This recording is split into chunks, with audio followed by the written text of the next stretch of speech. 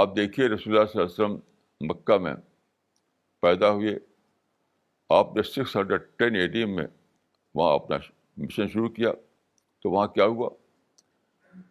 وہاں رسول اللہ کو نعوذ باللہ مذمم کہا گیا، مینون کہا گیا، ساحر کہا گیا، رسول اللہ پتھر پھینکے، رسول اللہ کو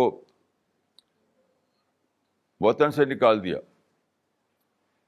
رسول اللہ کا بائیکاٹ کر کے شیب ابی طالب میں ڈال دیا جہاں کھانے پینے کے بھی انتظام نہیں تھا۔ تو اللہ تعالیٰ نے ان لوگوں کو جو کر رہے تھے کرنے دیا، جو کر رہے تھے کرنے دیا۔ اگر یہ چیزیں اللہ کے لیے غیر مطلوب ہوتی تو وہی سب کو اللہ ہلاک کر دیتا، سب کو، سب کی زبانیں بند کر دیتا، سب کے ہاتھ پاؤں توڑ دیتا۔ تو 13 سال تک رسول اللہ کا جو دور نبوت ہے، آپ کے خلاف سب کچھ کیا گیا، بدنام بھی کیا گیا، آپ کو پتھر بھی مارے گئے، آپ کے دانت بھی توڑے گئے، آپ کو برے برے القاب دیے گئے۔ تو اگر گستاخی رسول کوئی یعنی پنشبل کرائم ہے، پنشبل کرائم، اسی وقت سارے لوگوں کو اللہ تعالیٰ ہلاک کر دیتا، یا صحابہ رسول کو حکم دیتا کہ تو اب تلوار سے سب کو ذبح کر دو۔ یہ سب کچھ نہیں ہوا۔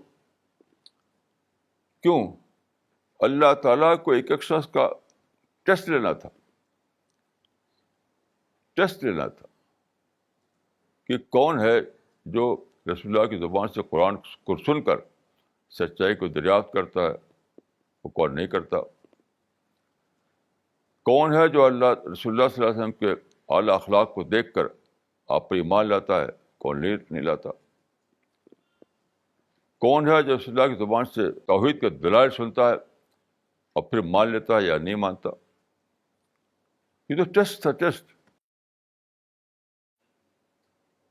تو وہاں پر اللہ تعالیٰ سب کو ہلاک کر دیتا تو ٹیسٹ کیسے ہوتا؟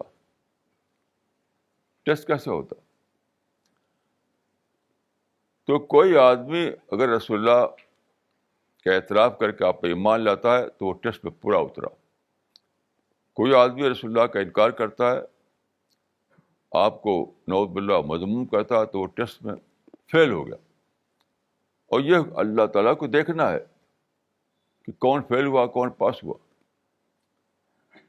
تاکہ آخرت میں جو ہونے والا ہے کہ فریق فی الجنہ و فریق فی السعیر، اس کا فیصلہ کیا جائے۔ قرآن میں ہے کہ لیہلک من ہلک عن بینہ ویحییٰ من حی عن بینہ۔ یہ بہت عجیب آیت ہے کہ جس کو اللہ تعالیٰ کو اللہ تعالیٰ ہلاک کرے گا، ہلاک کا مطلب ہے کہ جس کو جہنم کا مستحق قرار دے گا، تو اس کا بینہ کے ذریعہ اس کا ثبوت، وہ اپنا ثبوت دے چکا ہوگا۔ اس دنیا میں اپنے انکار سے، اپنے اعمال سے، اپنے غلط رویے سے اس بات کا ثبوت دے چکا ہوگا وہ کہ فی الواقع اس کا مستحق ہے۔ لیہلک من ہلک عن بینہ۔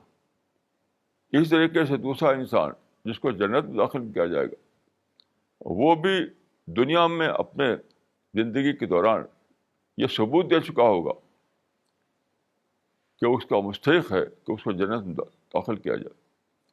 تو یہ تو خدا کی اسکیم کا معاملہ ہے۔ مسلمانوں کے دل مجروح ہوتا ہے، نہیں مجروح ہوتا، یہ معاملہ ہی نہیں ہے، یہ اللہ کا کنسرن نہیں ہے۔